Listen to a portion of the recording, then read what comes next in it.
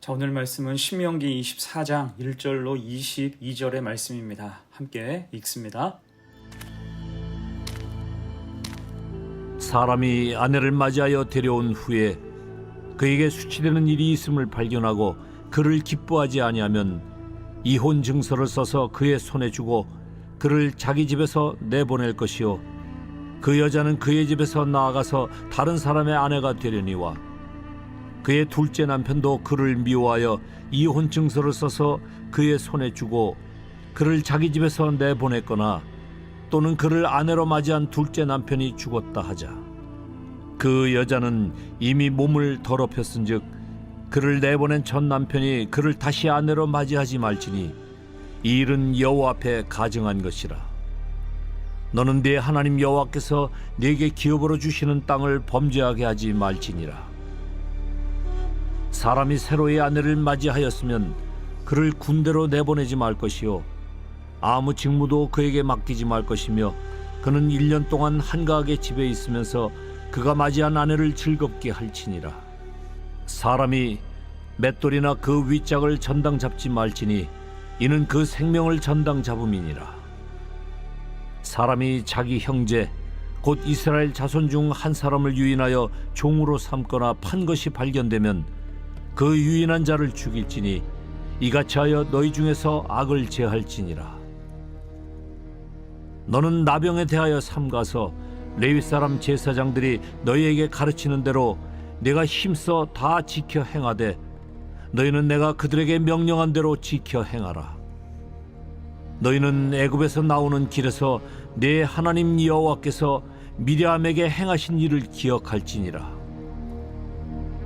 내 이웃에게 무엇을 구워줄 때에 너는 그의 집에 들어가서 전당물을 취하지 말고 너는 밖에 서 있고 네게 꾸는 자가 전당물을 밖으로 가지고 나와서 네게 줄 것이며 그가 가난한 자이면 너는 그의 전당물을 가지고 자지 말고 해질 때에 그 전당물을 반드시 그에게 돌려줄 것이라. 그리하면 그가 그 옷을 입고 자며 너를 위하여 축복하리니 그 일이 네 하나님 여호와 앞에서 네 공의로움이 되리라. 곤궁하고 비난한 품꾼은 너희 형제든지 내 땅 성문 안에 우거하는 객이든지 그를 학대하지 말며 그 품삯을 당일에 주고 해진 후까지 미루지 말라. 이는 그가 가난함으로 그 품삯을 간절히 바람이라. 그가 너를 여호와께 호소하지 않게 하라. 그렇지 않으면 그것이 네게 죄가 될 것임이라.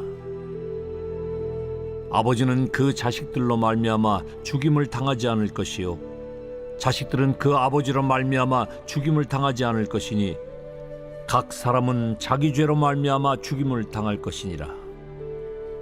너는 객이나 고아의 송사를 억울하게 하지 말며 과부의 옷을 전당 잡지 말라. 너는 애굽에서 종되었던 일과 네 하나님 여호와께서 너를 거기서 속량하신 것을 기억하라. 이러므로 내가 네게 이 일을 행하라 명령하노라. 네가 밭에서 곡식을 벨 때에 그 한 붓을 밭에 잊어버렸거든 다시 가서 가져오지 말고 나그네와 고아와 과부를 위하여 남겨두라. 그리하면 네 하나님 여호와께서 네 손으로 하는 모든 일에 복을 내리시리라. 네가 네 감람나무를 떤 후에 그 가지를 다시 살피지 말고 그 남은 것은 객과 고아와 과부를 위하여 남겨두며 네가 네 포도원의 포도를 딴 후에 그 남은 것을 다시 따지 말고 객과 고아와 과부를 위하여 남겨두라. 너는 애굽 땅에서 종되었던 것을 기억하라. 이러므로 내가 네게 이 일을 행하라 명령하노라. 더불어 사는 세상이란 제목으로 말씀 증거합니다. 신명기 24장은 여러 이야기가 얽혀 있는데 한마디로 하면 이 세상에는 연약하고 억울하고 불쌍한 사람이 참 많다는 것입니다. 이 하나님은 그들을 무시하거나 괄시하지 말고 배려하고 존중할 것을 말씀합니다.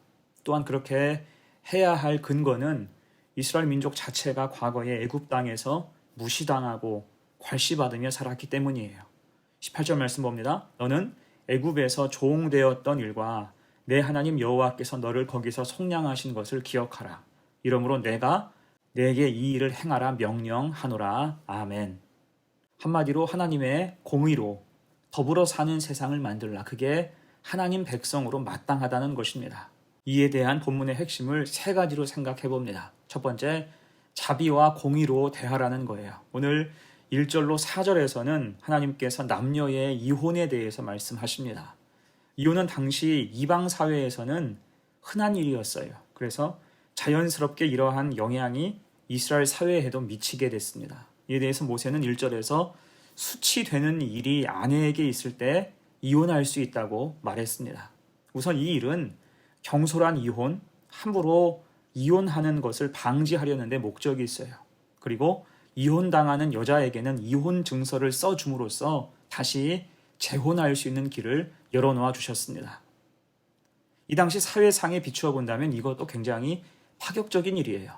이 시대의 여성은 공동체의 숫자에도 계수되지 않을 만큼 그 존재가 미비했지요. 그래서 이혼을 당하고도 이혼 증서가 없으면 나중에 다른 남자와 재혼하게 되었을 때 법적인 절차로는 간통죄가 될 수 있기에 이혼 증서가 필요했습니다. 곧 성경은 여성의 권익을 생각한 거예요. 며칠 전에도 살펴보았듯이 이방 포로 신분의 여자도 결혼 후에는 그 지위를 인정받고 율법으로 그 권리를 보장했던 것과 같은 맥락입니다. 대신 성경은 여인의 삶에 대해서 똑같이 정결할 것을 강조하지요. 부정이나 간음에 대해서는 똑같은 심판을 선포합니다. 자비하심으로 억울함을 풀어주시되 분명한 공의를 세우셔서 말씀과 율법의 기본을 철저히 지키라는 것입니다. 자, 두 번째예요. 본문의 핵심 두 번째, 배려를 명령하세요. 오늘 본문에서는 여러 번이나 반복해서 가난한 자를 언급하십니다. 여기서 가난한 자는 아무래도 물질이 없으니까 남에게 꾸어야 하는 경우가 많았어요. 그리고 간혹 연체할 수 있습니다. 빚을 못 갚는 경우가 생길 수 있어요. 이에 대해서 6절은 말씀합니다. 사람이 맷돌이나 그 윗짝을 전당 잡지 말지니 이는 그 생명을 전당 잡음이니라. 여기서 맷돌은 생계를 위한 필수 도구죠. 맷돌로 밀 이삭의 껍질을 벗기고 가루를 내야 하므로 맷돌 윗짝을 전당 잡으면 당장 음식을 할 수 없게 되는 겁니다. 그것을 가지고 그러니 함부로 압박하거나 위해를 가하지 말라고 말씀하세요. 또한 연결해서 12절 13절입니다. 그가 가난한 자이면 너는 그의 전당물을 가지고 자지 말고 해 질 때에 그 전당물을 반드시 그에게 돌려줄 것이라. 그리하면 그가 그 옷을 입고 자며 너를 위하여 축복하리니 그 일이 내 하나님 여호와 앞에서 내 공의로움이 되리라. 아멘. 우리가 앞서 23장에서 보았듯이 하나님은 동족이며 형제인 이스라엘 사람에게는 이자를 받지 않도록 말씀하셨어요. 대신 담보물을 받을 수 있도록 했는데 그것 역시 생활에 꼭 필요한 담보물은 해 지기 전에 돌려주라고 명령하십니다. 이를테면 겉옷 같은 경우에는 그것이 밤에 이불이 될 수 있어요. 그것을 돌려주라 말씀하시는 거예요. 곧 조금 더 참아주고 배려해서 사람의 기본권을 지켜주라는 것입니다. 그리고 이제 14절 이하에서는 품꾼에 대해서 말씀하시죠. 14절 15절 봅니다. 곤궁하고 비난한 품꾼은 너희 형제든지 내 땅 성문 안에 우거하는 객이든지 그를 학대하지 말며 그 품삯을 당일에 주고 해진 후까지 미루지 말라. 이는 그가 가난함으로 그 품삯을 간절히 바람이라. 그가 너를 여호와께 호소하지 않게 하라. 그렇지 않으면 그것이 내게 죄가 될 것임이라. 아멘. 여기서 품꾼이라고 하면 하루 벌어서 하루 살아야 되는 사람이에요. 이 사람에게 가장 필요한 게 무엇일까요? 그 하루 일한 품삯입니다. 그러니 당연히 품삯을 당일에 주고 해진 후까지 미루지 말라. 즉시 지급하라는 거예요. 늦게 주면 밥을 먹을 수 없으니 당장 지불하라. 곤궁하고 비난하니 학대하지 말고 무시하지 말고 최대한 배려하라는 것입니다. 자, 이 말씀에서 이들은 가난할 뿐 나쁜 사람이 아니에요. 무력하게 술에 절어 있는 그런 사람이 아닙니다. 살기 위해서 애쓰지만 여러 형편과 사정으로 가난해진 사람들입니다. 그런 사람에게 기회를 주고 재기할 수 있도록 일어날 수 있도록 배려하는 것이 당연하다는 거예요. 그래서 여러분, 성도는 마음씀이 중요합니다. 그 마음으로 섬길 때 생명을 살리고 복음을 전하는 통로가 될 수 있음을 기억하시기를 축복합니다. 자, 마지막 세 번째예요. 본문의 핵심 세 번째, 약자를 기억하라고 말씀하세요. 오늘 17절 이하는 굉장히 유명한 말씀으로 약자의 대명사들이 등장을 해요. 17절로 21절 봅니다. 너는 객이나 고아의 송사를 억울하게 하지 말며 과부의 옷을 전당 잡지 말라. 너는 애굽에서 종되었던 일과 내 하나님 여호와께서 너를 거기서 속량하신 것을 기억하라. 이러므로 내가 내게 이 일을 행하라 명령하노라. 내가 밭에서 곡식을 벨 때에 그 한 뭇을 밭에 잊어버렸거든 다시 가서 가져오지 말고 나그네와 고아와 과부를 위하여 남겨두라. 그리하면 내 하나님 여호와께서 내 손으로 하는 모든 일에 복을 내리시리라. 내가 내 감람나무를 떤 후에 그 가지를 다시 살피지 말고 그 남은 것은 객과 고아와 과부를 위하여 남겨두며 내가 내 포도원의 포도를 딴 후에 그 남은 것을 다시 따지 말고 객과 고아와 과부를 위하여 남겨두라. 아멘. 이 본문을 포함한 성경에서 가장 불쌍한 사람의 대명사는 과부와 고아와 나그네입니다. 이들은 요즘으로 말하면 사회적 배려 대상자예요. 이때 하나님은 그들의 복지를 고려하셨죠. 나그네와 고아와 과부를 돌보라. 이들의 송사를 억울하게 하지 말고 과부의 옷을 저당 잡지 말라고 명령합니다. 또한 거기에서 끝나지 않고 구체적으로 곡식을 남겨두라고 말씀하세요. 밭에 귀퉁이를 남겨두고 감람나무와 포도나무 열매도 적당히 남겨둘 것을 말씀합니다. 곧 어느 독지가가 아니라 공동체가 이들을 책임져야 한다는 거예요.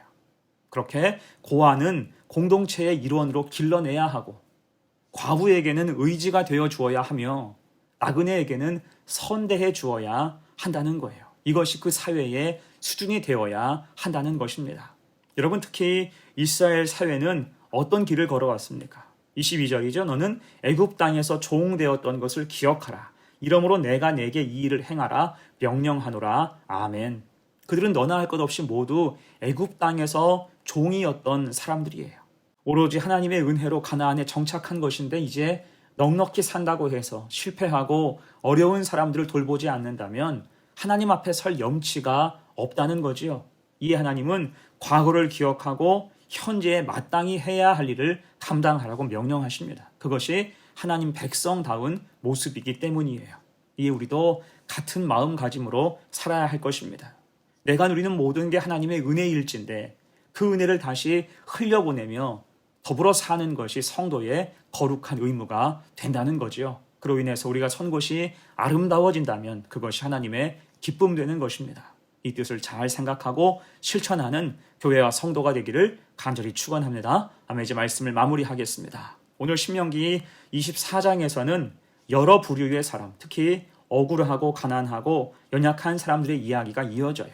이 하나님은 그들을 생각하시고 하나님의 공동체 내에서 억울한 일을 당한 일이 없도록 하셨으며 공의와 배려를 통해서 모두가 이 선한 일에 동참할 것을 명령하십니다. 그를 통해서 하나님의 공동체는 더불어 사는 더 건강하고 견고한 믿음의 공동체가 될 수 있다는 거예요. 자, 우리 교회가 그런 교회가 되기를 축복합니다. 그것이 하나님이 원하시는 공동체의 모습이고 교회가 나아가야 될 길이라는 것입니다. 그렇게 사랑하고 도와주고 배려하는 따뜻함이 가득한 더불어 사는 우리의 삶이 되기를 간절히 축원합니다. 아멘. 함께 기도하겠습니다. 은혜로우신 하나님, 우리의 삶이 더불어 사는 삶이 되게 하옵소서. 하나님이 그 공동체를 향해서 공의를 세우고 사랑과 배려와 존중으로 더불어 사는 삶을 요구하신 것처럼 우리도 그렇게 주변을 돌아보고 하나님이 주신 은혜와 축복을 흘려보내는 복된 삶을 살게 하옵소서. 그 위에 축복하시고 우리가 속한 곳이 하나님의 영토 임마누엘 동산되게 하옵소서. 감사드리며 예수님의 이름으로 기도하옵나이다. 아멘.